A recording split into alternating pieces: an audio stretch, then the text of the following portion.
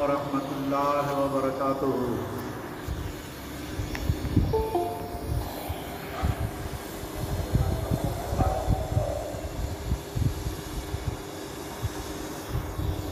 آواز گئی؟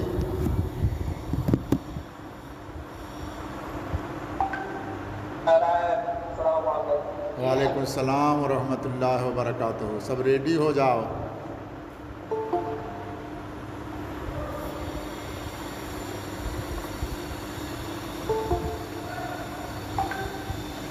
ہو گیا تو رہنے دو۔ بسم اللہ الرحمن الرحیم۔ الحمد للہ کفا وسلام علی عبادہ الذین اصطفیٰ، اما بعد فاعوذ باللہ من الشیطان الرجیم۔ بسم اللہ الرحمن الرحیم۔ فإن أصدق الحدیث کتاب اللہ وأحسن الہدی ہدی محمد صلی اللہ علیہ وسلم وخیر الامور عوازمها وشر الامور محدثاتها وكل محدثۃ بدعہ وكل بدعۃ ضلالہ وكل ضلالۃ فی النار، او کما قال صلی اللہ علیہ وسلم۔ وبالاسناد المتصل منا الی المصنف الامام امیر المؤمنین فی الحدیث ابی عبداللہ محمد ابن اسماعیل ابن ابراہیم ابن مغیرہ ابن بردزبہ الجعفی العمانی رضی اللہ تعالی عنہم، نفعنا بعلومہم آمین۔ رب اشرح لی صدری ویسر لی امری واحلل عقدۃ من لسانی یفقہوا قولی، رب زدنی علما۔ اللہم اغفر للمؤمنین والمؤمنات والمسلمین والمسلمات الاحیاء منہم والاموات، انک سمیع قریب مجیب الدعوات یا رب العالمین۔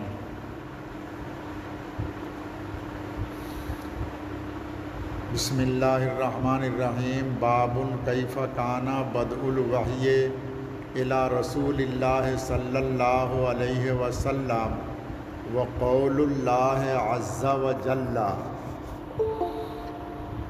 قول اللہ عز وجل کی بات رہ گئی تھی، اس کے آگے کی سب چیز بتلا دیا تھا۔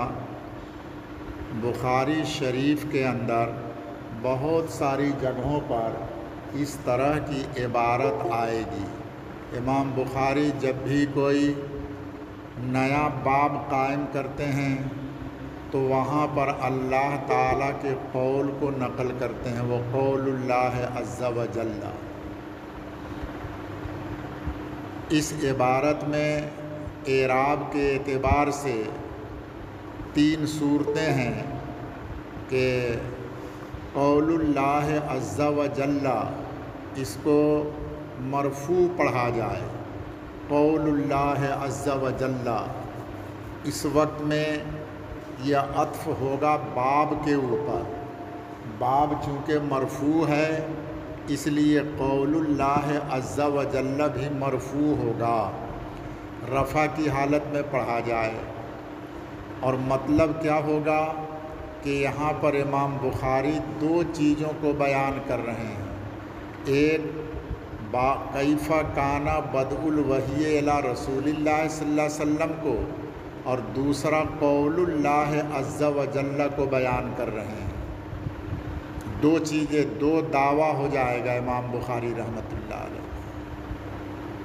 نمبر دو شکل یہ کہ اس کو مرفوع پڑھا جائے اور یہ مبتدا ہوگی اور اس کی خبر محذوف ہے، فیہ قول اللہ عز وجل، فیہ قول اللہ عز وجل، اس میں اللہ تعالیٰ کا یہ قول ہے، وحی کے بارے میں اللہ تعالیٰ کا یہ قول ہے۔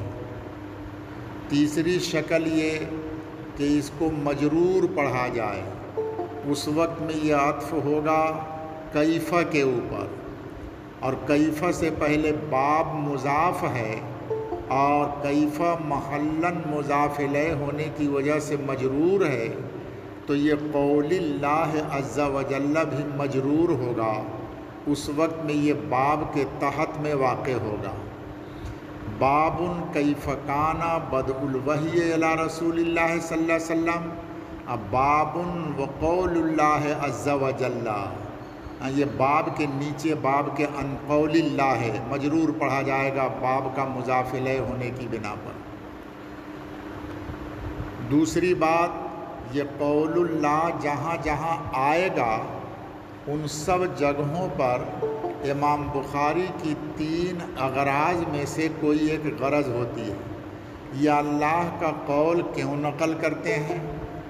نمبر 1، کبھی اللہ کا قول نقل کرتے ہیں مثبت بنا کر، دعویٰ ہوتا ہے مثبت، با کے فتحہ کے ساتھ مثبت، جس کو ثابت کیا جائے، جیسے کیف کان بدء الوحی الی رسول اللہ صلی اللہ علیہ وسلم مصنف کا دعویٰ ہے، ایسے ہی قول اللہ عز و جل بھی یہ مصنف کا دعویٰ ہے۔ نیچے جو حدیث آئے گی اس حدیث کی دلیل سے اس کو ثابت کریں گے تو یہ دعویٰ بنے گا۔ نمبر 2، کبھی قول اللہ کو دلیل کے طور پر نقل کرتے ہیں کہ اوپر جو دعویٰ کیا اس دعویٰ کو ثابت کرنے کے لیے امام بخاری کتاب اللہ سے بھی دلیل پیش کرتے ہیں اور حدیث رسول اللہ صلی اللہ علیہ وسلم سے بھی دلیل پیش کرتے ہیں۔ اب یہاں پر دعویٰ کیا کیا تھا؟ کیف کان بدء الوحی، وحی کی شروعات کیسے ہوئی، وحی کیسے شروع ہوئی اس کی کیفیت بیان کرنا ہے، تو اس کو قرآن کی آیت سے بھی ثابت کریں گے اور حدیث سے بھی ثابت کریں گے۔ اس وقت میں یہ قول اللہ مثبت ہوگا، اس میں فاعل کے وزن پر مثبت ثابت کرنے والا یہ دلیل بنے گا، اس دلیل کے ذریعے دعویٰ کو ثابت کیا جائے گا۔ تو قرآن کی آیت کبھی کبھی مثبت کے طور پر بیان کرتے یعنی دعویٰ کے طور پر، کبھی کبھی دلیل کے طور پر بیان کرتے۔ اور تیسرا قول یہ ہے کہ قرآن کی آیت کو کبھی ادنا مناسبت کی بنا پر بیان کرتے ہیں۔ جو باب اوپر ذکر کیا، قرآن کی آیت کو اس باب کے ساتھ ادنا قسم کی مناسبت حاصل ہے، اس معمولی مناسبت کی بنا پر بیان کرتے ہیں۔ چوتھا قول یہ ہے کہ اللہ کے قول کو کبھی تبرکاً نقل کرتے ہیں، قرآن پاک کی آیت سے تبرک کے لیے، برکت کے لیے اللہ کے قول کو نقل کرتے ہیں۔ یہ تینوں چاروں احتمال یہاں قول اللہ عز و جل کے اندر ہے۔ اللہ کے نام کے بعد عز و جل آیا، اللہ بڑے ہی عزت والے ہیں، باعزت ہیں، بہت عظیم المرتبت ہیں۔ اللہ تعالیٰ کا مرتبہ سب سے جلیل ہے، سب سے اونچے ہیں اللہ تعالیٰ۔ کل بتلایا تھا کہ نبی پاک صلی اللہ علیہ وسلم کا نام آئے تو وہاں پر درود شریف پڑھو، صحابہ کا نام آئے تو وہاں پر رضی اللہ تعالیٰ عنہم پڑھا جائے، اور دوسرے تابعین علماء کرام کا نام آئے، اولیاء اللہ کا تو مر چکے ہیں تو وہاں پر رحمت اللہ علیہ پڑھا جائے، اور زندہ اگر ہیں تو ان کے ساتھ مد ذلہ العالی وغیرہ کے الفاظ پڑھے جائیں۔ تو یہاں امام بخاری نے یہ بتلایا قول اللہ عز و جل، یہ تعظیم کے الفاظ عز و جل کو بیان کیا۔ اس کے بعد قرآن کی آیت ہے انا اوحینا الیک کما اوحینا الی نوح والنبیین من بعدی، اے نبی صلی اللہ علیہ وسلم ہم نے آپ کے پاس وحی بھیجی اسی طرح سے جس طرح سے ہم نے وحی بھیجی حضرت نوح علیہ السلام کے پاس، والنبیین من بعدہ، اور ان انبیاء علیہم السلام کے پاس جو ان کے بعد میں آئے ہیں۔ آپ کے پاس ہم نے وحی بھیجی اور آپ سے پہلے ہم نے حضرت نوح علیہ السلام اور ان کے علاوہ جو دوسرے انبیاء ہیں ان کے پاس جیسے وحی بھیجی ہم نے، ایسے ہی آپ کے پاس بھی میں نے وحی بھیجی۔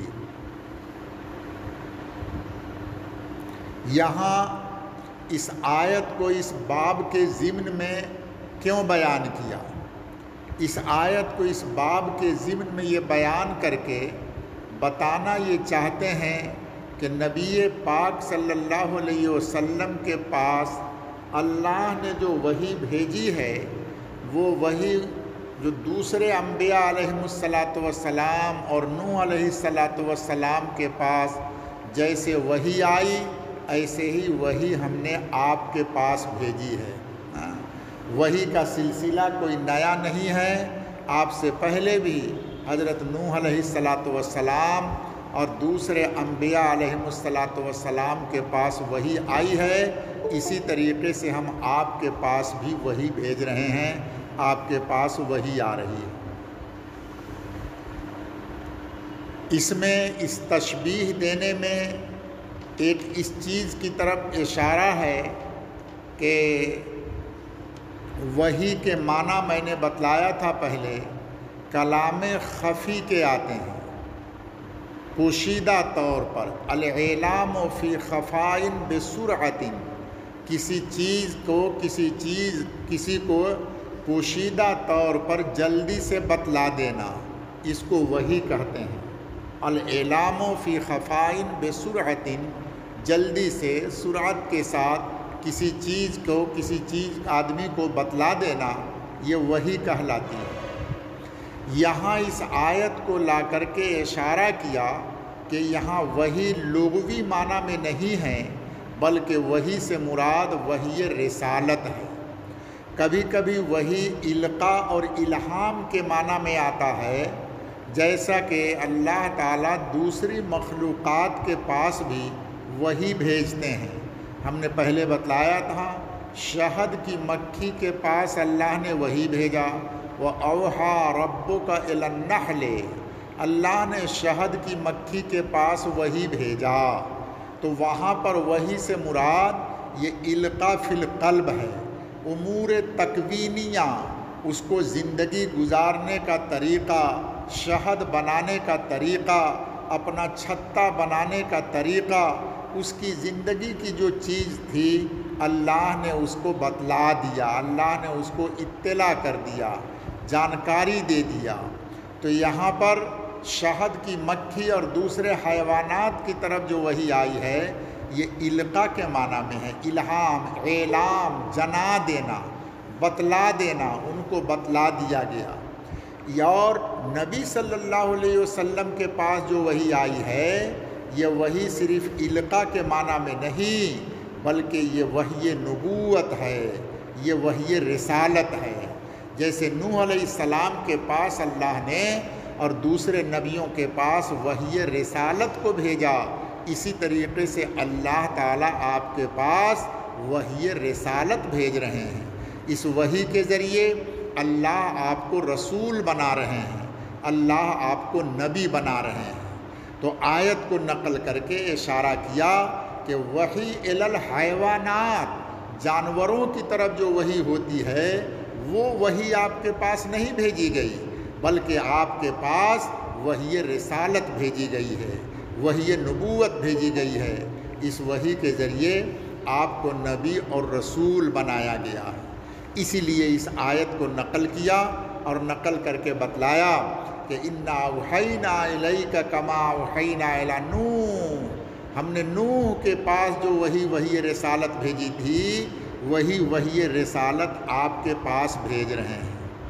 ایک مطلب۔ دوسرا مطلب یہ کہ نوح علیہ السلام اور دوسرے انبیاء علیہم السلام کا نام بھی ہے اس میں، وَالنَّبِيِّينَ مِن بَعْدِهِ، نوح علیہ السلام کے بعد میں جتنے نبی آئیں ان سب کے پاس جیسے وحی بھیجی گئی تو اس طریقے کی وحی آپ کے پاس بھی آئی۔ اس سے اشارہ کیا کہ نوح علیہ السلام کے پاس جو وحی آئی تو اس وحی کی بھی تو کوئی ابتدا ہوگی اور اس کی بھی کوئی کیفیت ہوگی۔ سب سے پہلے دن جو نوح علیہ السلام کے پاس وحی آئی تو وہ ان کے وحی کی ابتدا ہے۔ دوسرے انبیاء علیہ السلام پر جب سب سے پہلے دن وحی آئی تو ان کے وحی کی ابتدا ہے اور اس کی کوئی نہ کوئی حالت اور کیفیت ہوگی۔ تو اس سے اشارہ کیا کہ جیسے نوح اور دیگر انبیاء علیہ السلام کے وحی کی ابتدا کی کیفیت ہے، وہی آپ کے وحی کی ابتدا اور کیفیت ہے۔ جو ان کی ابتدا وہ آپ کی ابتدا، جو ان کی کیفیت وہ آپ کی کیفیت، تو ابتدائے وحی اور کیفیت کے اندر تشبیہ دے دیا۔ تیسرا جواب یہ ہے کہ نوح علیہ السلام اور دیگر انبیاء کو بیان کر کے اشارہ کیا کہ اللہ تعالیٰ نے نوح اور دیگر انبیاء کے پاس جتنے انواع اور اقسام کی وحی بھیجا ہے، وہ تمام انواع اور اقسام کی وحی اکیلا آپ کے پاس آئے گی۔ پہلے نبیوں کے پاس جتنے قسم کی، جتنے انواع کی وحی آئی، وہ سارے انواع اور اقسام کی وحی آپ کے پاس بھی آئے گی۔ اسی لیے فارسی میں کہا جاتا ہے، آنچے خوباں ہما دارن تو تنہا داری۔ تمام وہ خوبیاں اور فضیلت جو تمام نبی لوگ رکھتے تھے، وہ ساری خوبی اللہ نے اکیلا آپ کے اندر جمع کر دیا۔ آنچے خوباں ہما دارن، وہ تمام خوبیاں جو دوسرے لوگ رکھتے تھے، وہ ساری خوبی اللہ تعالیٰ نے آپ کے اندر جمع کر دیا۔ تو جتنے انبیاء کرام کے پاس، مختلف انبیاء کرام کے پاس مختلف انواع اور اقسام کی وحی آئی، تو اے محمد صلی اللہ علیہ وسلم، ہم آپ کے پاس بھی ان تمام انبیاء کرام کے وحی کی انواع اور اقسام کو آپ کے اوپر نازل کریں گے۔ اسی لیے اس آیت کو بیان کیا۔ ایک تو وحی سے مراد وحی رسالت ہے، وحی علی الحیوانات نہیں ہے۔ نمبر دو، اس سے اشارہ کیا کہ دیگر انبیاء علیہ السلام اور نوح علیہ السلام، جب ان پر وحی آئی تو اس کی بھی کوئی ابتدا ہوگی، اس کی بھی کوئی کیفیت ہوگی۔ تو جو ابتدا اور کیفیت ان انبیاء کے وحی کی ہے، وہی ابتدا اور کیفیت آپ کے وحی کی بھی ہے۔ اور تیسرا یہ کہ پہلے جتنے انبیاء کے اوپر جتنے انواع اقسام کی وحی آئی ہیں، وہ تمام انواع اور اقسام کی وحی آپ کے اوپر بھی آئے گی۔ اللہ عالم بالصواب۔ دوسرا اشکال اس آیت پر ایک اور ہے کہ حضور پاک صلی اللہ علیہ وسلم کی وحی کو تشبیہ دیا نوح علیہ السلام کی وحی کے ساتھ، حالانکہ نوح علیہ السلام سے پہلے بھی بہت سے نبی گزرے ہیں۔ نوح علیہ السلام پہلے نبی نہیں ہیں۔ نوح علیہ السلام سے پہلے خود حضرت آدم علیہ السلام نبی گزرے ہیں، حضرت شیس علیہ السلام نبی گزرے ہیں، حضرت ادریس علیہ السلام نبی گزرے ہیں۔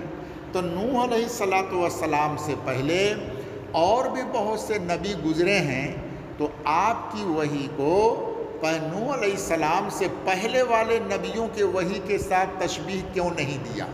اتنے نبیوں کو چھوڑ کر نوح سے شروعات کر رہے ہیں کہ ہم نے آپ کے پاس وحی ایسی بھیجی جیسے نوح کے پاس بھیجی۔ آدم کا نام کیوں نہیں لیا؟ آپ کے پاس وحی ایسی بھیجی، کما اوحینا الی آدم، کما اوحینا الی شیس، کما اوحینا الی ادریس۔ نوح علیہ السلام سے پہلے بھی تو بہت سے نبی گزرے ہیں، ان نبیوں کے وحی کے ساتھ آپ کے وحی کو تشبیہ نہیں دیا، نوح سے کیوں شروعات کیا اس کو؟ اس کے علماء نے مختلف جوابات دیے ہیں۔ ایک جواب یہ کہ نوح علیہ السلام آدم ثانی ہیں۔ نوح علیہ السلام آدم ثانی ہیں۔ حضرت نوح علیہ السلام کے زمانے میں جب نوح نے لوگوں کو دعوت دی اور لوگوں نے آپ کی دعوت کو قبول نہیں کیا، سوائے چند لوگوں کے، مخصوص گنے چنے چند لوگوں نے آپ کی دعوت کو قبول کیا، اب بقیہ لوگوں نے دعوت کو قبول نہیں کیا، تو نوح علیہ السلام نے اللہ سے بد دعا کیا، رب لا تذر علی الارض من الکافرین دیارا، کسی کافر کو زمین کے اوپر نہ چھوڑا جائے۔ تو عذاب آیا، سیلاب آیا، فلاد آیا، اور ساری قوم کو ڈبا کر کے ختم کر دیا گیا، سوائے ان لوگوں کے جو نوح علیہ السلام کی کشتی میں سوار تھے۔ یہ لوگ بچے اور سب ختم ہو گئے۔ اس کے بعد جو دوسری دنیا آباد ہوئی ہے، تو یہ دوسری دنیا حضرت نوح علیہ السلام کے 4 بیٹوں کے ذریعے سے پوری دنیا آباد ہوئی ہے۔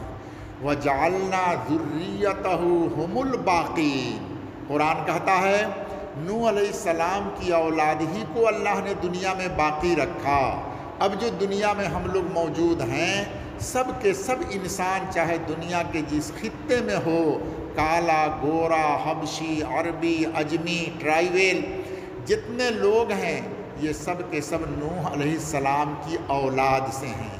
تو گویا نوح علیہ السلام ہم سب کے باپ اور دادا ہوئے آدم ثانی۔ پہلے آدم علیہ السلام اور دوسرے آدم نوح علیہ السلام ہوئے۔ تو حضور پاک صلی اللہ علیہ وسلم بھی نوح علیہ السلام کی اولاد میں ہوئے، اور حضور کو جب نبی بنایا جا رہا ہے تو فرمایا کہ اے محمد صلی اللہ علیہ وسلم، ہم نے آپ کے پاس وحی ایسے ہی بھیجی جیسے آپ کے باپ آدم علیہ السلام کے پاس وحی بھیجی تھی۔ تو بیٹے کی وحی کو باپ کی وحی کے ساتھ تشبیہ دیا۔ نوح علیہ السلام باپ ہوئے اور محمد صلی اللہ علیہ وسلم آپ کی اولاد ہوئے، تو اولاد کی وحی کو باپ کی وحی کے ساتھ تشبیہ دی گئی ہے، اس لیے حضرت نوح علیہ السلام کا تذکرہ کیا گیا۔ دوسرا جواب یہ کہ نوح علیہ السلام پہلے رسول ہیں۔ نوح علیہ السلام پہلے رسول ہیں، نبی مرسل، نبی اور رسول دونوں حضرت نوح علیہ السلام سب سے اول رسول ہیں۔ ان سے پہلے جو لوگ آئے ہیں یہ سب نبی تھے، اور پہلے رسول حضرت نوح علیہ السلام ہیں۔ نوح علیہ السلام کے وحی کے ساتھ تشبیہ دے کر کے اشارہ کیا کہ نوح علیہ السلام کے پاس ہم نے جو وحی رسالت بھیجا تھا، اے محمد صلی اللہ علیہ وسلم آپ کے پاس بھی جو وحی آئے گی یہ وحی رسالت ہوگی، رسالت والی وحی، آپ کو رسول بنایا جائے گا، آپ خالی نبی نہیں ہوں گے بلکہ آپ کو رسول بھی بنایا جائے گا۔ تو چونکہ پہلے رسول حضرت نوح علیہ السلام ہیں، اس لیے نوح علیہ السلام کی وحی کے ساتھ تشبیہ دے کر آپ کو اشارہ کیا کہ آپ اول الرسل، نوح علیہ السلام کے پاس جو وحی آئی وحی رسالت، وہی آپ کے پاس آئے گی وحی رسالت، اس لیے نوح علیہ السلام کی وحی کے ساتھ تشبیہ دی گئی۔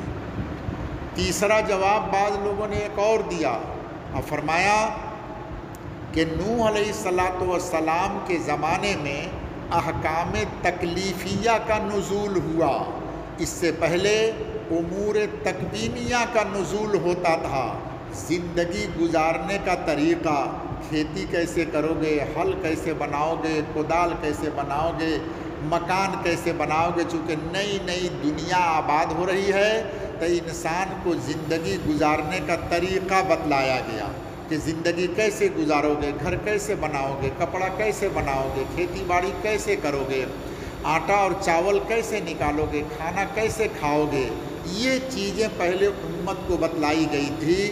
تو اسی بنا پر حضرت شیس علیہ السلام کو علم زراعت دیا گیا تھا، وہ کاشتکار تھے، کھیتی باڑی کا طریقہ لوگوں کو سکھاتے تھے۔ حضرت ادریس علیہ السلام کو علم صناعت دیا گیا تھا، صنعت اور حرفت، کپڑا کیسے سلائی کریں گے، مشین کیسے بنائیں گے، فلاں چیز کیسے بنائیں گے۔ تو دنیا چونکہ نئی آباد ہو رہی تھی، اس لیے اس زمانے کے اندر امور تکلیفیہ، احکام، نماز، روزہ، زکوٰۃ، تلاوت، ان سب چیزوں کا حکم بہت کم نازل ہوا، اب بقیہ زندگی گزارنے کے احکام بتلائے گئے۔ نوح علیہ السلام کے زمانے میں امور تکلیفیہ نازل ہوا، احکام نازل ہوئے، اب احکام پر کیسے عمل کرو گے۔ تو نوح علیہ السلام کے وحی کے ساتھ تشبیہ دے کر کے یہ بتلایا کہ محمد صلی اللہ علیہ وسلم آپ جو رسول بن رہے ہیں تو آپ کی امت میں بھی احکام تکلیفیہ آئیں گے، نماز، روزہ، حج، زکوٰۃ، تلاوت، جہاد وغیرہ، یہ سب احکام اور مسائل آئیں گے۔ دنیا کے اندر تو زندگی گزارنے کا طریقہ بتلا دیا گیا، اب احکام تکلیفیہ آئیں گے۔ تو چونکہ سب سے پہلے احکام تکلیفیہ حضرت نوح علیہ السلام کے زمانے میں آیا، اس لیے نوح علیہ السلام کے وحی کے ساتھ تشبیہ دے کر اشارہ کیا کہ محمد صلی اللہ علیہ وسلم آپ کے وحی کے اندر بھی احکام تکلیفیہ کا نزول ہوگا۔ چوتھا جواب بعض لوگوں نے ایک اور دیا اور یہ فرمایا کہ نوح علیہ السلام کی امت نے نوح علیہ السلام کو بہت ستایا، بہت تکلیف دیا، پتھر مارتے تھے، گالی دیتے تھے، تکلیف دیتے تھے، اور نوح علیہ السلام ان سب مصیبتوں پر صبر کرتے تھے۔ تو نوح علیہ السلام کی امت نے آپ کو بہت تکلیف دیا، تو نوح علیہ السلام کے وحی کے ساتھ تشبیہ دے کر اللہ تعالیٰ یہ بتانا چاہتے ہیں کہ اے محمد صلی اللہ علیہ وسلم، آپ کی امت بھی آپ کو لڈو نہیں کھلائے گی، آپ کی امت بھی آپ کو مارے گی، آپ کو تکلیف دے گی، اور جیسے نوح علیہ السلام نے صبر کیا تھا اسی طریقے سے آپ کو بھی صبر کرنا پڑے گا۔ یہ دعوت کے میدان میں آپ کو بھی مشقت، تکلیف اور دکھ اٹھانا پڑے گا، اور نوح علیہ السلام کی طرح آپ کو بھی صبر کرنا پڑے گا۔ پانچواں جواب بعض لوگوں نے ایک اور دیا اور فرمایا کہ نوح علیہ السلام کو اللہ نے شیوع کفر کے زمانے میں بھیجا۔ ایسے زمانے میں نوح علیہ السلام آئے کہ پوری دنیا کے اندر کفر پھیل چکا تھا، لوگ مورتی پوجا میں لگ گئے تھے، یعوق، نصر، یغوث یہ ان کے بتوں کا نام تھا۔ مورتی پوجا میں، شرک میں، بت پرستی میں لوگ لگ گئے تھے۔ اس زمانے میں اللہ تعالیٰ نے نوح علیہ السلام کو توحید کی دعوت دے کر کے بھیجا کہ لوگوں کو شرک سے بچاؤ، لوگوں کو کفر سے بچاؤ، لوگوں کو توحید کی دعوت دو۔ تو نوح علیہ السلام نے لوگوں کو توحید کی دعوت دیا، ایک اللہ کو مانو، شرک اور بت پرستی کو چھوڑ دو۔ تو نوح علیہ السلام کی وحی کے ساتھ تشبیہ دے کر کے حضور صلی اللہ علیہ وسلم کو بتلایا جا رہا ہے کہ اے محمد صلی اللہ علیہ وسلم، آپ جب نبی بنیں گے تو آپ کے زمانے میں بھی کفر اور شرک زیادہ ہوگا، آپ کو بھی شرک کو مٹانا ہوگا، کفر کو مٹانا ہوگا، آپ کو بھی توحید کی دعوت دینی ہوگی۔ تو جیسے نوح علیہ السلام کے زمانے میں کفر پھیلا ہوا تھا، شرک پھیلا تھا، اے محمد صلی اللہ علیہ وسلم آپ جب نبی بنیں گے تو آپ کے زمانے میں بھی کفر اور شرک پھیلا ہوا ہوگا، اور اس کفر اور شرک کو مٹانے کے لیے آپ کو توحید کی دعوت دینی ہوگی۔ اس لیے حضور صلی اللہ علیہ وسلم کی وحی کو حضرت نوح علیہ السلام کی وحی کے ساتھ تشبیہ دیا گیا۔ اب جیسے انہوں نے توحید کی دعوت دی، ان اعبدوا اللہ واتقوا، ایک اللہ کی عبادت کرو، اللہ کا تقوی اختیار کرو۔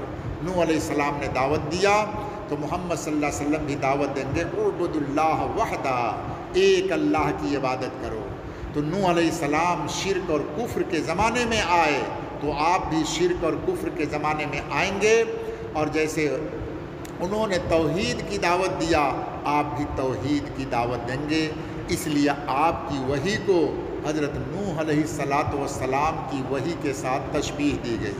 چھٹا جواب ایک اور ہے کہ حضرت نوح علیہ السلام کا زمانہ وہ جو تھا، اسلام جو ہے، اسلام کا ایک ابتدائی زمانہ ہے، ایک درمیانی زمانہ ہے، اور ایک بلوغ کا زمانہ ہے۔ انسان کے بدن کے اوپر 3 دور گزرتے ہیں، ایک زمانہ بچپن کا، اور ایک زمانہ جوانی کا، اور ایک زمانہ بڑھاپے کا۔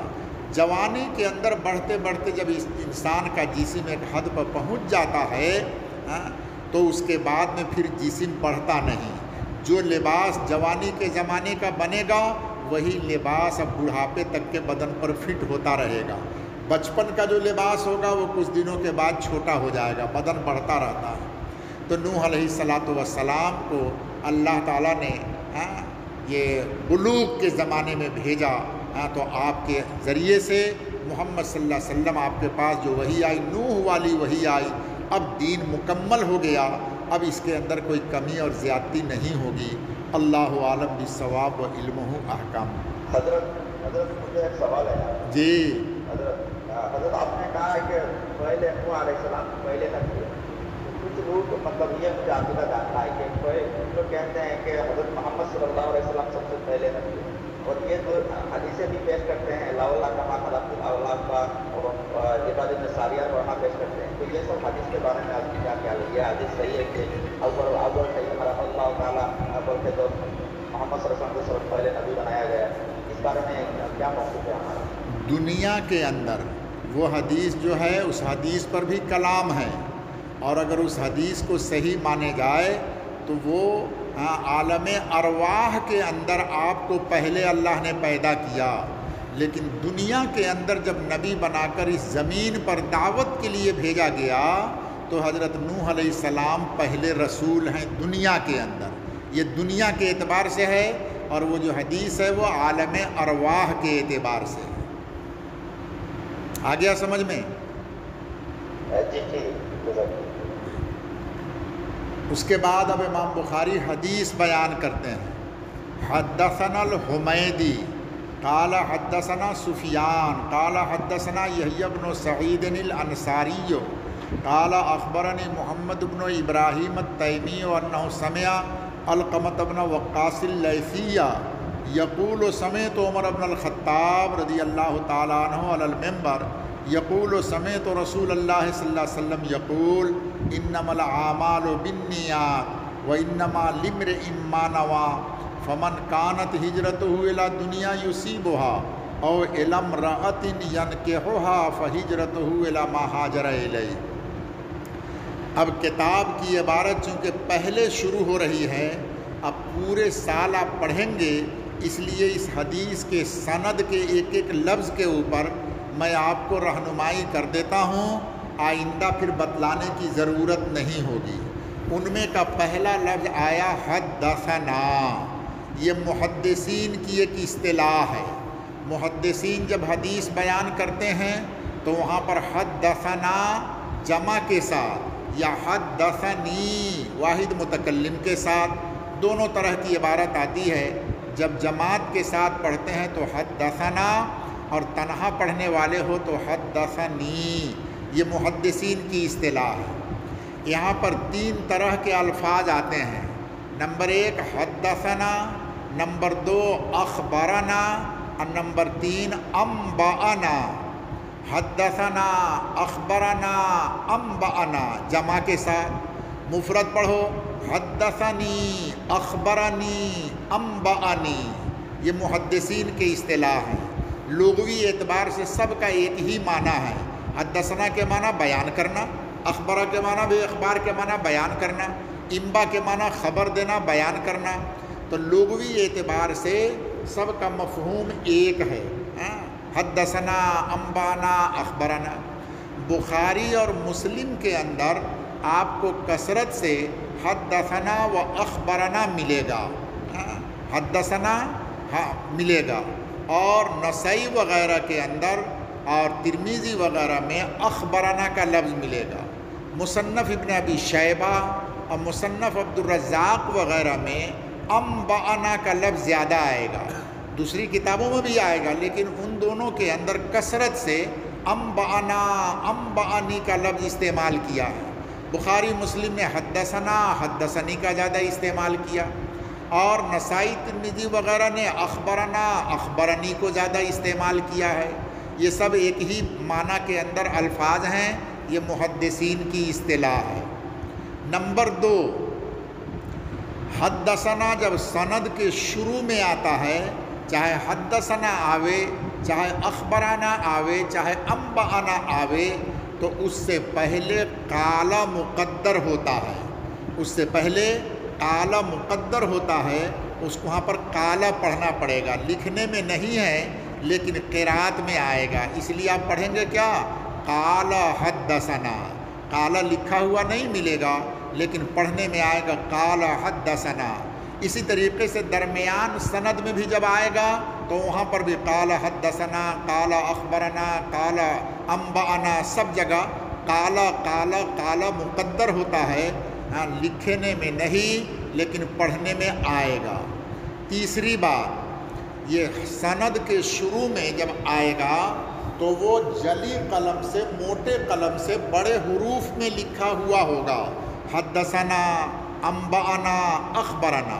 اور اس کے بعد جب درمیانے سند میں آئے گا تو باریک قلم سے لکھا ہوا ہوگا، جیسے یہیں پر دیکھیے یہ بخاری کے اندر پہلے آیا تو موٹے قلم سے لکھا ہوا ہے، بڑوں بابے لکھا ہے، اور اس کے بعد میں جو آ رہا ہے قال حدثنا سفیان، قال حدثنا یحیی بن سعید، تو تو ان سب جگہوں کے اوپر چھوٹے حرف میں باریک پتلے حرف میں لکھا ہوا ہے، حروف حرف دیا۔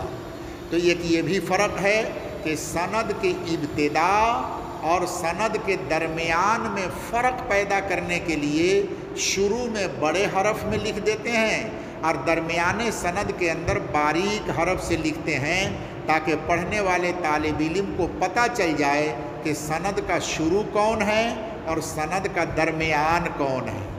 چوتھی بات اس سلسلے میں یہ ہے کہ کبھی محدثین اور اختصار کرتے ہیں، درمیانے سند کے اندر جب یہ آئے گا تو پورا حدثنا نہیں لکھ کر کے وہاں پر کہیں لکھیں گے ثنا، ہا اور دال دونوں کو حذف کر دیں گے، خالی لکھا رہے گا ثنا، لیکن پڑھنے میں آپ کو حدثنا پڑھنا پڑے گا۔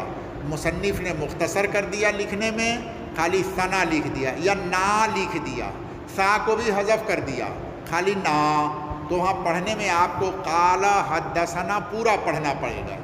اسی طریقے سے اخبرنا جہاں پر آئے گا تو کبھی اس میں اختصار کر کے خالی انا لکھ دیں گے، اخبرنا کے اندر الف کو لے لیا اور نا کو لے لیا، خا با را کو حذف کر دیا، انا انا، تو وہاں اب کیا پڑھیں گے؟ قال اخبرنا، قال اخبرنا۔ انبانا کے اندر تخفیف کرتے ہیں تو وہاں پر خالی نبا لکھ دیں گے، نبا نبا، لیکن پڑھنے میں آپ اس کو قال انبانا پڑھیں گے۔ یہ محدثین کی اصطلاح ہے، عبارت پڑھنے میں حدیث کے اندر آپ کو سند کے سلسلے میں اس طرح کی چیزیں آئیں گی، اس لیے یہ چیز بھی آپ کو بتلا دیا۔ پانچویں چیز اس سلسلے میں یہ ہے کہ یہ حدثنا، اخبرنا، انبانا یہ سب کا سب ایک ہی ہے، ایک کو دوسرے کی جگہ میں استعمال کر سکتے ہیں یا ان میں اختلاف بھی ہے۔ حدثنا کہاں استعمال ہوگا، اخبرنا کہاں استعمال ہوگا، انبانا کہاں استعمال ہوگا۔ امام بخاری رحمۃ اللہ علیہ اس مسئلے کو باضابطہ کتاب العلم کے اندر باب قول المحدث حدثنا و اخبرنا و انبانا مستقل طور پر امام بخاری اس کو وہاں پر بیان کریں گے، لیکن انشاءاللہ مختصراً چونکہ کتاب شروع ہو گئی ہے اس لیے ہم آپ کو یہاں پر بھی بتلا دیں گے۔ اب ٹائم ختم ہوا، مجھے ایک جگہ جانا ہے۔ اللہ عمل کی توفیق دے، وآخر دعوانا الحمدللہ رب العالمین۔ دعا کرو سب، الحمدللہ الذی ہدانا لہذا وما كنا لنهتدي لولا ان هدانا الله لقد جاءت رسل ربنا بالحق اللهم ربنا ظلمنا انفسنا وان لم تغفر لنا وترحمنا لنكن من الخاسرین۔ اللہ ہمارے پڑھنے پڑھانے کو قبول فرمائیے، اللہ بھول چک کو معاف فرمائیے، اے اللہ لشکر کی سانس ہما بیمار شفا عطا فرمائیے، ہم لوگوں کو بھی شفا عطا فرمائیے، بیوی بچوں کو صالح نیک دیندار مطیع فرما بردار بنائیے، پڑھنے کا شوق ذوق پیدا فرمائیے، اللہ سب کو قرآن یاد رکھنے والا حافظ، عالم بعمل، عالم حقانی ربانی دین کا دائی بنائیے، پڑھنے کا شوق پیدا فرمائیے۔ یا اللہ بچیوں کو اللہ عرفہ میں شمول محبت پیدا فرمائیے، یا اللہ گھر بدن کو ختم فرمائیے، ہمارے گھر میں بھی عافیت کی زندگی دیجیے، یا اللہ ساری زندگی کی دعاؤں کو قبول فرمائیے۔ صلی اللہ علیہ خیر خلق محمد وآلہ وصحبہ اجمعین، آمین آمین آمین برحمتک یا ارحم الراحمین۔ سبحان اللہ بحمدہ، سبحانک اللہم وبحمدک، نشہد ان لا الہ الا انت، نستغفرک ونتوب الیک، ولا حول ولا قوة الا باللہ۔ وعلیکم السلام۔